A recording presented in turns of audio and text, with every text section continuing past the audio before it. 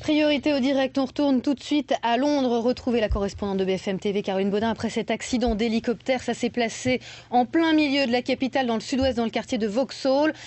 Un hélicoptère qui a heurté une grue. Caroline, a priori, c'est ce qui s'est passé. Oui, tout à fait. C'est arrivé à 9 heures heure locale ce matin, dans le centre de Londres, dans le quartier de Vauxhall, qui se situe au sud de Waterloo, donc c'est au sud de la Tamise.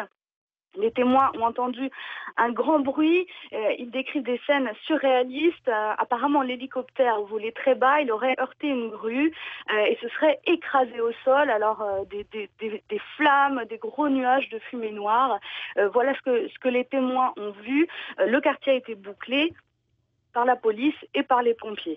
Alors Caroline Baudin, on découvre ces images qui sont effectivement très impressionnantes, des images de films catastrophes véritablement. Il faut expliquer qu'on était en pleine heure de pointe.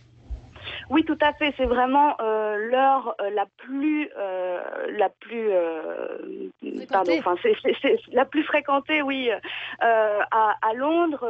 Les bus sont remplis, les métros. Vauxhall, c'est aussi une station de métro, donc il y avait énormément de monde.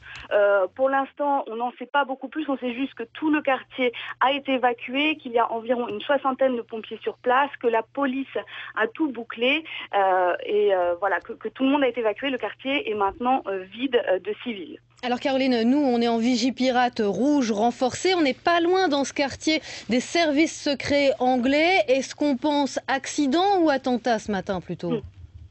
Évidemment, les images rappellent les images des attentats de Londres, ça c'est sûr, personne ne peut ne pas y penser. Mais pour l'instant, on n'en sait pas plus, on ne connaît pas le bilan, on ne sait même pas s'il y a eu des morts et des blessés.